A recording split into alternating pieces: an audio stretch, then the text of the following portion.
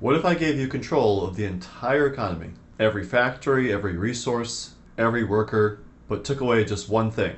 Prices. You think you could run it? Huh? Huh? You think you can?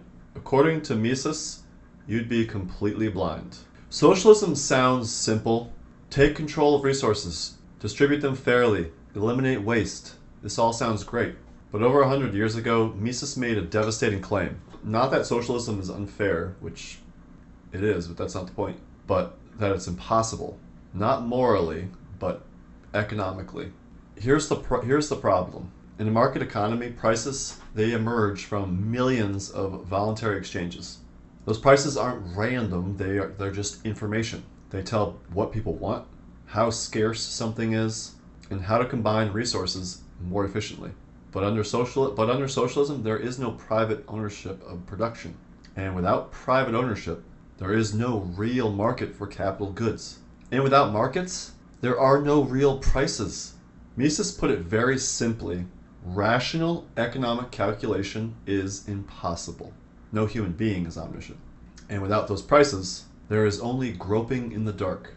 Think about it. A central planner isn't evil, per se. They're just blind.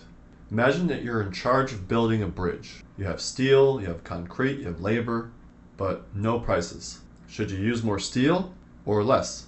Should those resources go to a hospital instead? You can't calculate cost. You can't compare alternatives. You're just guessing. You're guessing.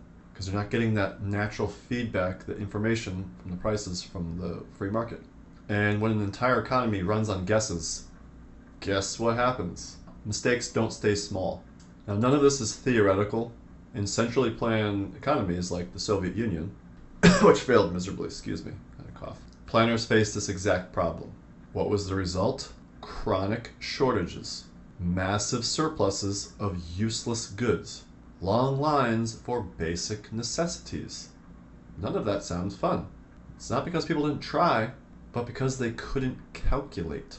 And I'm tired of hearing people say, well, what about the Nordic countries? What about it? It's not a socialist system. Countries like Sweden, Denmark, high taxes, strong welfare systems, aren't those socialist? No, they're not. Partly why they work. These countries are not centrally planned economies. They have private property, free markets, price systems. Companies compete, prices fluctuate, and entrepreneurs take risks. In other words, they rely on the very thing socialism eliminates.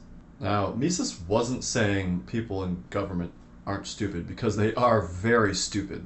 What he was saying was much more uncomfortable. No one, no matter how intelligent or unintelligent, can replace a market, because a market is not a person. It is millions of decisions compressed into prices.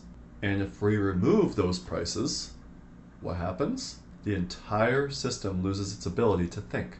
Socialism doesn't fail because people are bad, although a lot of them are. It fails because without prices, no one knows what to do. The end.